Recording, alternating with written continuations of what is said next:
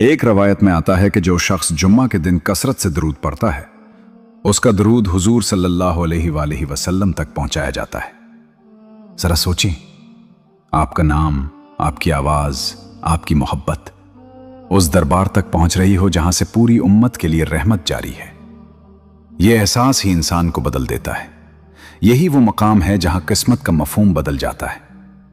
किस्मत सिर्फ दुनिया की कामयाबी का नाम नहीं, असल किस्मत वो है जो आखिरत में काम आए। अगर दुनिया में कुछ कमी रह जाए मगर आखिरत संवर जाए तो इंसान कामयाब है, और अगर दुनिया मिल जाए मगर आखिरत खाली हो तो सब कुछ खो गया। दरूद शरीफ दोनों जहानों को जोड़ देता है। ये दुनिया में बरकत और आखिरत में कुर्ब देता है। ये दिल में सुकून और क़यामत में इत्मीनान देता है। ये गुनाहों को धोता है और दर्जात को बुलंद करता है। अब जरा अपने आप से पूछें, क्या मैं रोजाना इतना दरूद पढ़ता हूं कि क़यामत के दिन फख्र से कह सकूं कि या रसूल अल्लाह, मैंने आपसे मोहब्बत की थी? अगर जवाब कमजोर है तो आज ही फैसला कीजिए, अभी से आगाज कीजिए। आपने देखा कि दरूद दुनिया संवारता है, दिल को शिफा देता है, मुश्किलात में ढाल बनता है और आखिरत में कुर्ब का जरिया बनता है। मगर अभी इस राज की आखिरी परत बाकी है। क्या दरूद जिंदगी में गैर मामूली तब्दीली ला सकता है? क्या एक मुकर्ररा मुद्दत में इंसान अपनी हालत में वाज़ेह फर्क महसूस कर सकता है? क्या कोई अमली तरीका है जिससे दरूद को अपनी किस्मत बदलने का मुस्तकिल जरिया बनाया जा सके?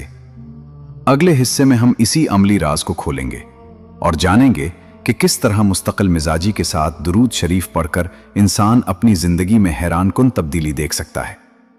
अब तक आपने दरूद शरीफ की बरकत को रिज़्क, सुकून, मुसीबत, शिफा और आखिरत के तनाजुर में देखा, मगर अब हम इस मकाम पर आ गए हैं जहां बात सिर्फ नजरी नहीं रहेगी बल्कि अमली हो जाएगी। क्योंकि अगर इल्म अमल में न ढले तो असर कम हो जाता है, और दरूद शरीफ का असल राज इसी वक्त खुलता है जब उसे मुस्तकिल मिजाजी के साथ अपनी जिंदगी का हिस्सा बना लिया जाए। अक्सर लोग जज्बे में आकर 2-4 दिन दरूद पढ़ते हैं, फिर मसरूफियात आड़े आ जाती हैं, फिर सुस्ती आ जाती है, फिर मामूल टूट जाता है। याद रखें, किस्मत एक दिन में नहीं बदलती, मगर एक दिन का मुसलसल अमल किस्मत बदल देता है। फर्क सिर्फ तसलसल का है। आप ये समझ लें कि दरूद शरीफ रूहानी सरमायाकारी है। जैसे कोई शख्स रोजाना थोड़ी थोड़ी रकम बचाता है और साल के आखिर में बड़ी रकम जमा हो जाती है, वैसे ही रोजाना का दरूद आखिरत और दुनिया दोनों में जमा होता रहता है। एक दिन ऐसा आता है जब उसकी बरकत नुमायां हो जाती है। अब एक अमली नक्शा जहन में बिठा लीजिए। अगर आप वाकई अपनी जिंदगी में वाज़ेह तब्दीली देखना चाहते हैं तो कम से कम 40 दिन का इरादा करें। 40 दिन तक रोजाना कम से कम 300 मरतबा दरूद शरीफ पढ़ें। वक्त मुकर्रर कर लें। बेहतर है फजर के बाद या इशा के बाद, खामोशी में बैठकर, तवज्जो के साथ, जल्दी के बगैर। दरूद पढ़ते वक्त ये तसव्वुर रखें कि मैं नबी करीम मोहम्मद सल्लल्लाहु अलैहि वसल्लम की खिदमत में मैं मोहब्बत भेज रहा हूं। हर मर्तबा दरूद के साथ दिल में अदब और आजज़ी हो। गिनती पूरी करने के बजाय कैफियत को अहमियत दें। अगर आंखों में आंसू आ जाएं तो यह कमजोरी नहीं, यह कबूलियत की अलामत है। पहले चंद दिन शायद कोई नुमाया फर्क महसूस ना हो, जहन इधर उधर जाएगा, ख्यालात आएंगे, सुस्ती होगी, मगर यही असल इम्तिहान है। शैतान नहीं चाहता कि बंदा इस जिक्र से जुड़ जाए जो उसे रहमत के करीब ले जाए। आपने हिम्मत ना हारनी है। तकरीबन 1 हफ्ते बाद आप महसूस करेंगे कि दिल में एक नरमी आ रही है, गुस्सा कम हो रहा है, बेचैनी कम हो रही है, जबान पर शिकायत कम हो रही है। यह अंदरूनी तब्दीली है। यह वो बुनियाद है जिस पर किस्मत की नई इमारत खड़ी होती है।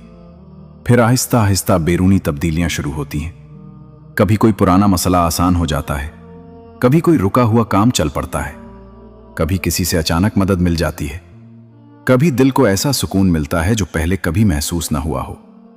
यह सब दरूद की बरकत के इशारे हैं। यहां एक निहायत अहम बात समझ लें। दरूद पढ़कर फौरन दुनिया मांगने न बैठ जाएं। पहले दिल को साफ होने दें।